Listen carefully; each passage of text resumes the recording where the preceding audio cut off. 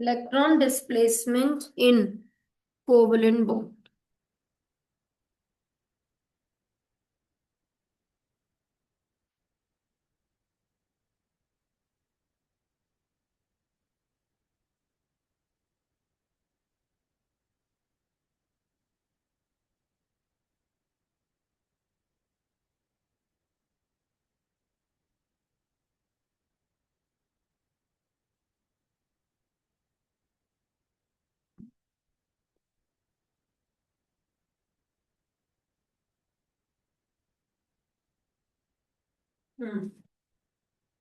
There are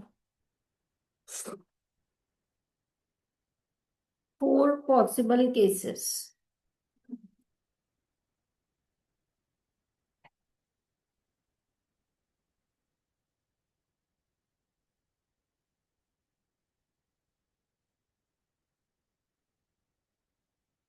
Number one, inductive effect. Inductive effect.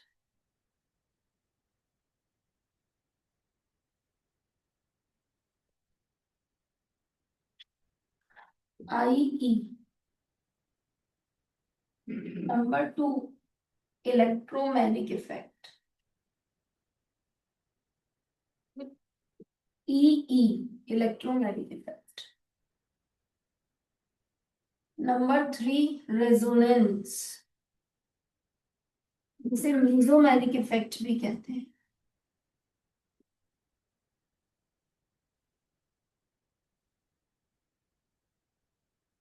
और number four, hyper conjugation.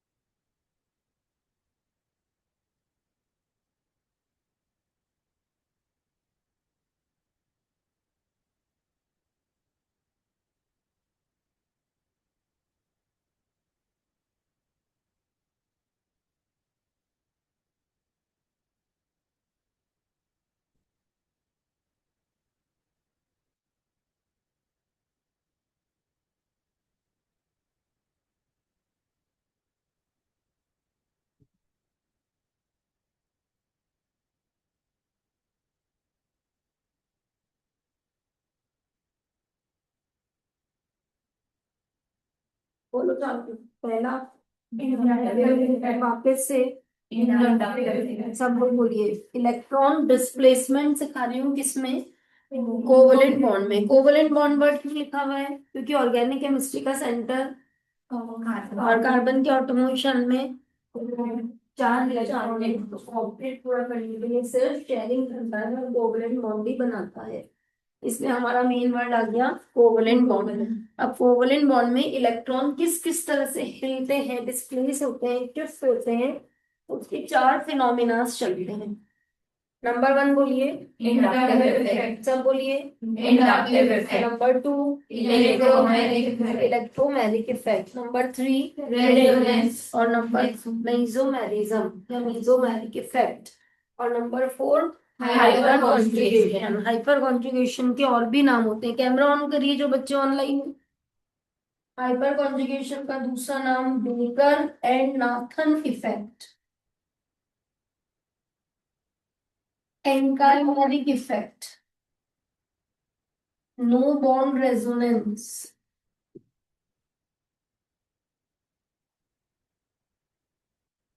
ये सारे नाम है. लामिया और ये आयुष. आयुष तो हमेशा कैमरा ऑन रखता था. आयुष को क्या हो गया है? आयुष कैमरा ऑन करो. फोकस्ड होके बैठो जैसे पहले रहते थे हमेशा. अब यहाँ से बहुत टफ पार्ट है, ध्यान रखना तुम लोग. यहाँ से ऑर्गेनिक का कंसेप्चुअल पार्ट चालू हो रहा है. जैसे आइसोमेरिज्म एक टॉपिक है, होमोलोगस सीरीज हो गया, इलेक्ट्रोफाइल न्यूक्लियोफाइल हो गया, सब इंडिपेंडेंट टॉपिक थे. नॉमेनक्लेचर हो गया, क्लासिफिकेशन ऑफ ऑर्गेनिक कंपाउंड हो गया, कॉमन सिस्टम हो गया. अब यहाँ जो पढ़ोगे ये थ्रू आउट ट्वेल्थ के ऑर्गेनिक के लास्ट क्लास तक चलेगा. कोई भी टीचर ऑर्गेनिक में बात करेगा, ये इससे ज्यादा एसिडिक क्यों है, ये इससे ज्यादा रिएक्टिव क्यों है, इन चारों में से किसी के पास आंसर है, बस ये बैकबोन है चारों ऑर्गेनिक की। आपके बुक में 2 पेज में ही चारों समझा रखे हैं, और अगर अगर अपन पढ़े तो 2 महीने भी पढ़े तो ये खत्म नहीं होते हैं। तो इनको ऐसे नहीं पढ़ा जाता, ये इंट्रोड्यूस होंगे और अब ये थ्रू आउट चलेंगे, ये खत्म नहीं होंगे। जैसे होमोलोगस सीरीज है, खत्म हो गया। इलेक्ट्रोफाइल न्यूक्लियोफाइल है, खत्म हो गया।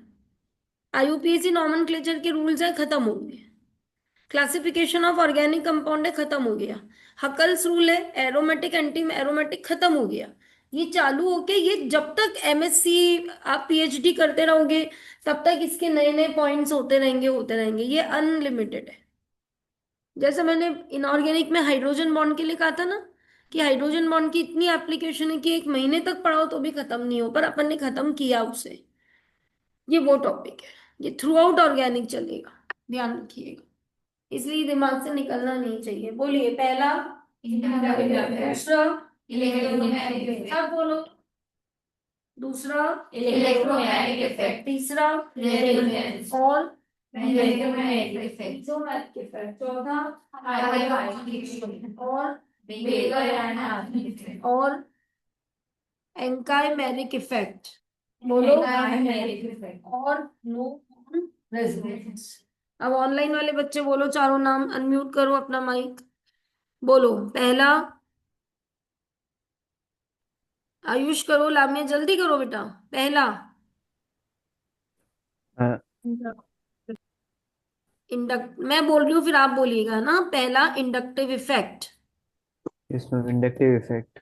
दूसरा, Electromagnetic effect. तीसरा, रेजोनेंस। Resonance effect. और मीजोमेरिक इफेक्ट, और चौथा, हाइपर, हाइपर Hyperconjugation.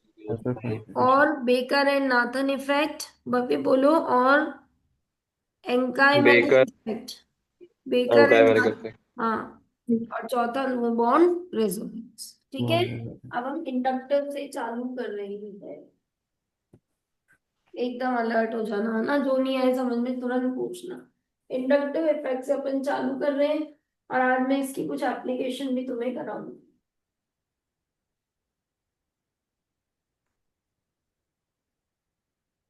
सबसे पहला पॉइंट अभी सीखो, फिर अपन एक साथ लिखेंगे। इंडक्टिव इफेक्ट कहाँ होता है,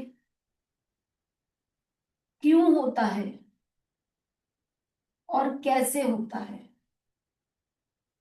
और इसमें क्या होता है। ये सारे पॉइंट्स अगर आप सीख जाओ तो इनको मिला दो तो वो डेफिनेशन तैयार हो जाएगी।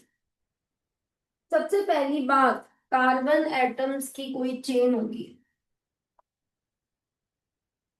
उस कार्बन एटम की चेन के साथ में एक एटम और ग्रुप ऑफ एटम अटैच होगा जिसकी इलेक्ट्रॉन नेगेटिविटी कार्बन से अलग होगी। कार्बन की चेन होगी और उससे एक एटम और ग्रुप ऑफ एटम, जेड जो मैंने लिखा हुआ है, जेड एटम है या फिर ग्रुप ऑफ एटम्स है having electron negativity different than carbon attached. अब हमने केस 1 माना कि जेड की इलेक्ट्रॉन नेगेटिविटी सी से ज्यादा है। What is electron negativity? Bhavya, Ayush camera on रखो। क्यों खिला रहे हो बार बार, फिक्स रखो। Bhavya, what is electron negativity? The ability of an atom to attract shared pair of electron towards its side. इसकी ज्यादा है, तो ये शर्ट पे रहा, किसने अपनी तरफ खींच लिया? 1 2 3 4 5 एरो से मैंने जेड की तरफ उसे खींचते हुए दिखाया। जेड ने क्या खींच लिया? तो उस पे कौन सा चार्ज आएगा? पार्शियल नेगेटिव, और सी पे पार्शियल पॉजिटिव। अब सी पे प्लस आ गया, और कोई भी अपने ऊपर चार्ज नहीं रखना चाहता क्योंकि चार्ज रिएक्टिविटी देता है। तो अब सी की भी इच्छा है कि मैं न्यूट्रलाइज हो जाऊं, तो वो आगे से खींचेगा। लेकिन जितना इसने खींचा उतना तो नहीं खींच पाएगा क्योंकि इनकी इलेक्ट्रॉन नेगेटिविटी तो बस चार्ज की वजह से खींच रहा है। तो आप उस चीज को एरो का नंबर कम करके शो करें कि वो उतना नहीं खींच पाएगा जितना वो खींच पा रहा है। क्या मानते हैं कि इसका प्लस अभी भी बचा? और कुछ प्लस इस पे डेवलप हो गया। फिर इसने आगे से खींचा, ये और कम खींच पाएगा। फिर इसने आगे से खींचा, ये और कम खींच पाएगा। इस तरह से 1 2 3 4 5 कार्बन तक ऑलमोस्ट कहते हैं इंडक्टिव इफेक्ट गायब हो जाता है। ये कार्बन की 4 वैलेंसी दिखा।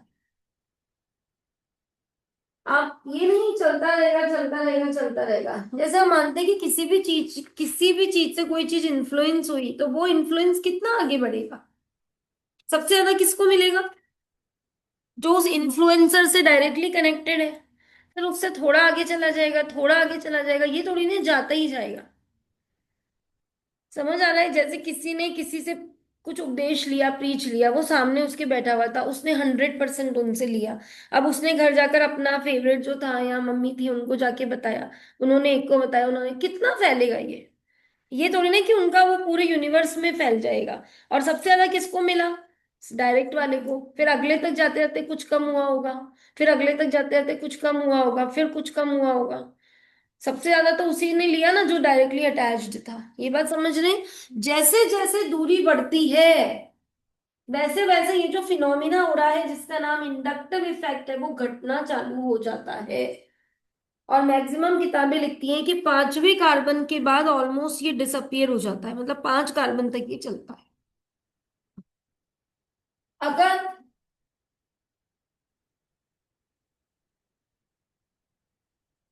वाई अटैच है और electron negativity of Y is less than C, दोनों केस हो सकते हैं, ज्यादा और कम।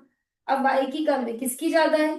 सी की। तो सी ने लिया 1 2 3 4 5, तो वाई पे आया पार्शियल प्लस सी पर आया। अब सी पर माइनस आ गया ना, किसी को प्लस चाहिए ना माइनस, न्यूट्रलिटी इज बेस्ट। आप बताओ स्टेबल हम कब है? न्यूट्रल में। कोई भी चीज आ जाए तो हम एक्साइटेड हैं, लेकिन हम हमेशा वापस उस न्यूट्रल में ही जाना चाहते हैं। समझ आ रहा है? घर में मैरिज है तो फिर फाइनली हम स्टेबल तो तभी होंगे जब डेली लाइफ वापस चालू होगी। बर्थडे है, आपका फेयरवेल चल रहा है, जब तक फेयरवेल है एक्साइटमेंट है, तो वो अनस्टेबिलिटी तो है।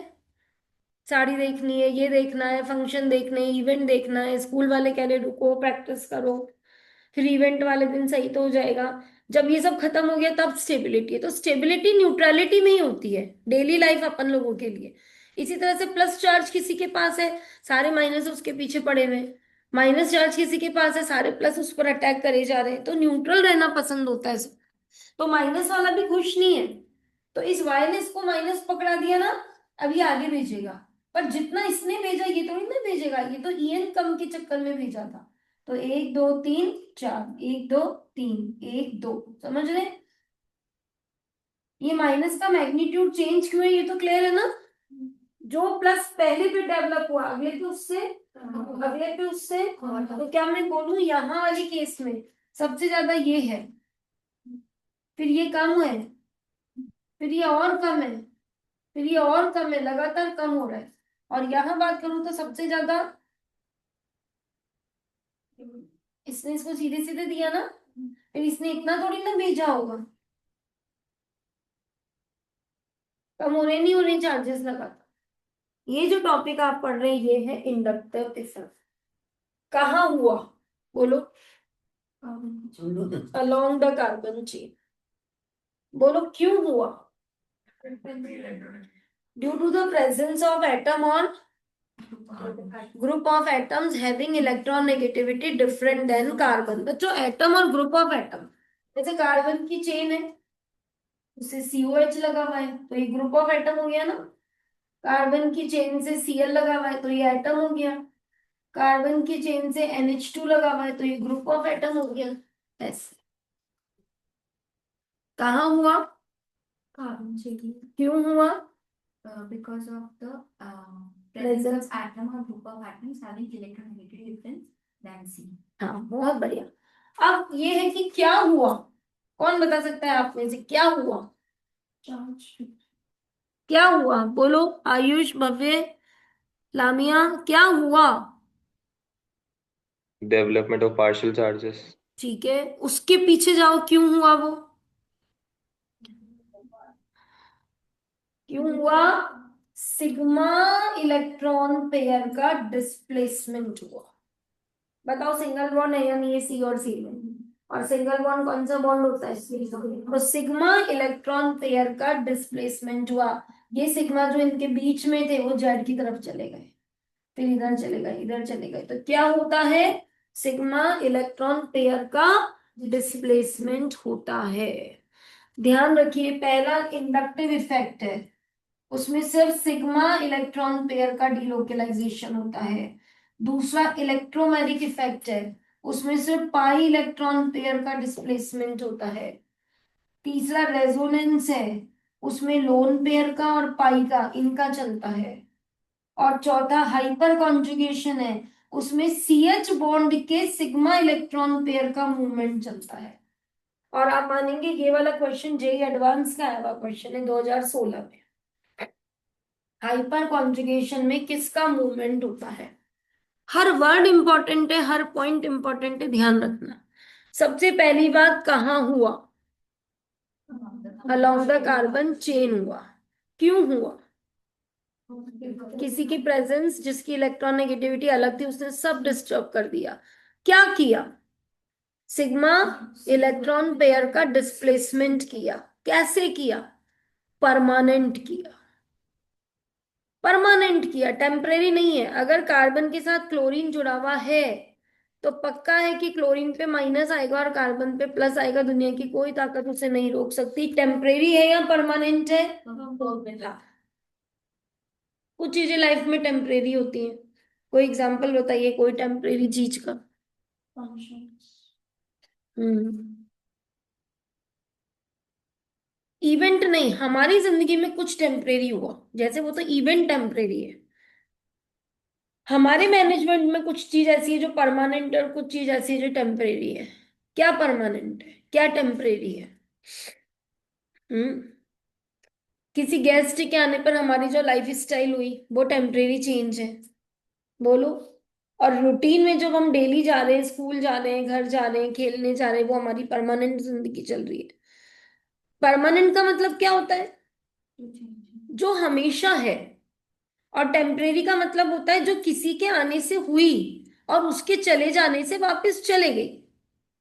जैसे मेहमान घर में आया तो मेरा सब कुछ बदला, मैं जल्दी उठा या हम लेट तक सोए, हमने मूवी देखी, हम घूमने गए, हम यहाँ गए वहां गए, और जैसे ही मेहमान गया हम वापस अपनी टेम्परेरी लाइफ छोड़कर परमानेंट लाइफ में आ गए।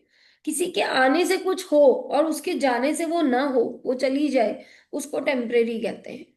केमिस्ट्री में ये काम कौन करते हैं, रिएजेंट।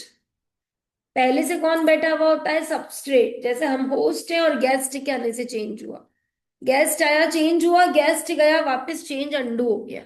उसी तरह से और कुछ चीजें आपके लाइफ में किसी के आने नहीं आने से कोई फर्क ही नहीं पड़ रहा।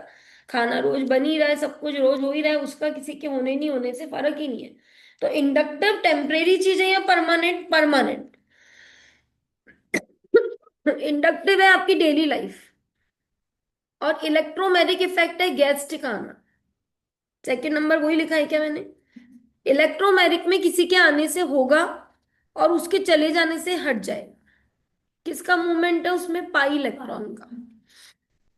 पाई इलेक्ट्रॉन का मूवमेंट कब होगा, जब कोई रिएजेंट अटैक करने आएगा और रिएजेंट हट जाएगा तो वो वापस हट जाएगा। वो कौन सा इफेक्ट है, इलेक्ट्रोमैग्नेटिक। और इंडक्टिव परमानेंट है। हमेशा अगर कार्बन से कौन जुड़ा हुआ होगा, सीएल, तो पक्का है शेड पेयर सीएल की तरफ, सीएल पे पार्शियल माइनस, सी पे पार्शियल प्लस। इसको कोई नहीं रोक सकता, किसी के होने नहीं होने से कोई इसमें फर्क पड़ने वाला नहीं है। अब मिलाओ चारों को और डेफिनेशन बनाओ। क्या डेफिनेशन हो गई बोलो इंडक्टिव इफेक्ट की, चारों को मिला दो। कहाँ होता है, कैसे होता है, क्या होता है और क्यों होता है।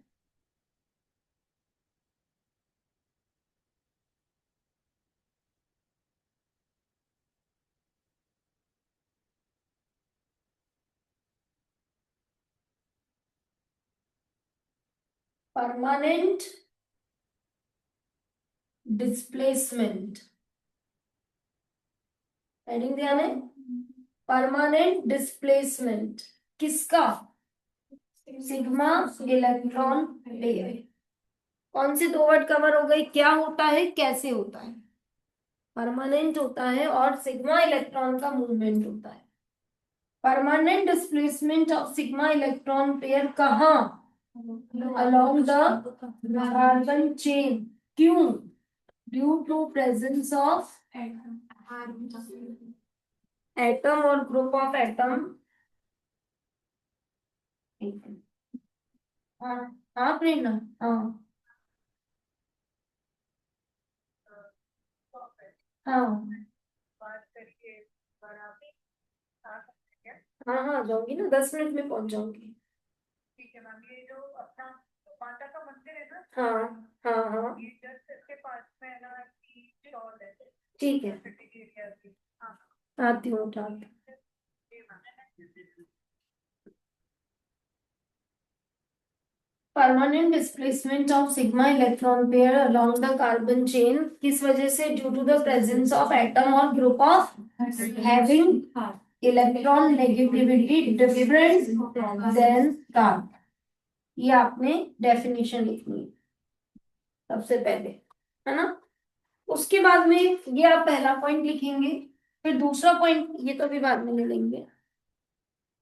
सुनो, तस्सी से पूछो आ जाए जल्दी, प्रेरणा ने सुला लिया है। दूसरा point, it is of two type. अब एक बात का तुम लोग ध्यान रख लो, कॉस पर जो चार्ज होता है, कॉस पर जो चार्ज आता है वही टाइप होता है। ये बात दिमाग में बिठा लो, मजा आ जाएगा। कॉस पर जो चार्ज होता है वही टाइप होता है। मुझे बताओ, कार्बन की चेन पर कौन आया जिसने ये सब करवाया? कौन है कारण? जेड। पर क्या चार्ज आया? तो हम कहेंगे Z shows minus I effect. यहां पर कॉस कौन है? पर क्या आया? तो हम कहेंगे Y shows positive I effect. जो चार्ज किस पर आता है वही उसका क्या बनता है? टाइप बनता है। तो अपना पॉइंट समझे। इंडक्टिव इफेक्ट में क्वेश्चन क्या आएगा? COH कौन सा इंडक्टिव इफेक्ट शो करता है? तो इंडक्टिव दो है, प्लस और माइनस, क्योंकि चार्ज दो ही है, प्लस और माइनस। रेजोनेंस भी कितने तरह का है? दो, प्लस आर और माइनस आर। हाइपर भी दो तरह का है, plus H minus H. Electromagnetic भी दो तरह का है, प्लस ई माइनस ई। हर इफेक्ट कितनी तरह का है? एक बार उस पे प्लस लगाना, एक बार उस पे माइनस, क्योंकि चार्ज दो ही होते हैं, एक प्लस होता है और एक माइनस होता है। अब आपका क्वेश्चन आएगा, मैम प्लस कब लूं और माइनस कब लूं? तो मैंने कहा कॉस का चार्ज देख लो, करके देख लो टॉपिक को, वो आ ही जाएगा करना। करने के बाद कॉस का चार्ज देख लो, जो उसका चार्ज है वही उसका टाइप कहलाएगा। कॉस पर जो चार्ज आता है वही टाइप होता है, ये अलग से लिख लेना, ठीक है? तो it is of two type में दो टाइप लिखना, एक प्लस आई इफेक्ट लिखना, एक माइनस आई इफेक्ट लिखना। समझ लो पहले अच्छे से। प्लस आई इफेक्ट का मतलब द ग्रुप कॉजिंग क्या? Inductive effect acquires positive charge. जो कॉज है उस पे कौन सा चार्ज आया? इसके अंदर आप फिर ये वाला बना देना, ये वाला, समझ गए? इसके नीचे ये बना दोगे और फिर ये सारे इनकी कंपैरिजन करके चार्जेस का दिखाना और ये मैसेज देना कि ये है इस वजह से। कोई दिक्कत नहीं है। फिर माइनस आई में क्या लिखोगे? The group causing inductive effect acquires negative charge. ये प्लस का साइन बना, प्लस से तो सेम लगेगा, फिर क्या बनाऊं? स्टार टाइप कुछ ऐसा बना देती हूँ। स्टार यहाँ है, ए लिख रही हूँ, ए, और इसमें ये वाला बना देना, ये तो मैसेज ये वाला जाएगा, समझ गए? और उसके चार्जेस का कंपैरिजन ये हो जाए। आया समझ में अच्छे से? प्लस आई का मतलब कॉस पे क्या चार्ज आएगा, उसमें ये ना कॉस, फिर कंपैरिजन ऑफ चार्जेस दिखा देना। माइनस आई में माइनस आएगा, ये रहा माइनस आया हुआ, ये चार्जेस का कंपैरिजन। इसके बाद ये बनाना है, इसके बाद आपको ये वाला बनाना है, कोई दिक्कत तो नहीं होगी। उसके बाद लिखना एज डिस्टेंस इंक्रीजेस, अलग से, strength of inductive effect decreases. It almost disappear, गायब ही हो जाता है, it almost disappear after C5, 5वें कार्बन के बाद ऑलमोस्ट गायब हुआ। ये क्लियर है? इतना आप अच्छे से लिखकर रेडी रखिए, मैं आगे 5 जन किसी ने अर्जुन बुलाए। और +E+IE के एग्जाम्पल अभी करा रही हूँ, -I के एग्जाम्पल करा रही हूँ। थोड़ा सा तुम यूं सोच के रखना, कार्बन की चेन से NH2 जुड़ा है, COH जुड़ा है, Cl जुड़ा है, ऐसे ही तुम उससे OR जोड़ना, OH जोड़ना, CN जोड़ना, NC जोड़ना, CHO जोड़ना, Br जोड़ना, SO3H जोड़ना, एल्डिहाइड जोड़ना, कीटोन जोड़ना, जितने फंक्शनल ग्रुप तुम जानते हो, और सोचना ये खींचेंगे या धक्का मारेंगे। बताओ, जैसे मैंने कार्बन से NH2 जोड़ा, अब बताओ कौन ज्यादा इलेक्ट्रोनेगेटिव है, C और N में? अरे काम तो पहला आइटम ही आएगा ना, वो तो उसके बैक लगा हुआ है। C और N में कौन ज्यादा इलेक्ट्रोनेगेटिव है? तो N शेयर पेयर लेगा नहीं लेगा? तो N पे क्या चार्ज आएगा? तो NH2 कॉज है। एक बार तुम NH2 को गायब करो, होगा कुछ? सब कार्बन है, सबकी इलेक्ट्रॉन नेगेटिविटी सेम है, NH2 को गायब कर दो, कुछ नहीं होने वाला। समझ रहे हो बात को? तो NH2 ही कार्बन है या नहीं है? उस पे क्या आया? चार्ज। तो आज से तुम्हारी डिक्शनरी में हो गया NH2 shows -I इफेक्ट। ऐसे ही कार्बन की चेन बना बना के एक एक ग्रुप को लगाओ और फिर खुद सोचो वो लेगा या देगा, उससे आंसर। ठीक है, अच्छे से लिखिए इसे। आ रही हूँ मैं 5 मिनट में, बस यहाँ बजरंगड़ी बुलाया है किसने काम से।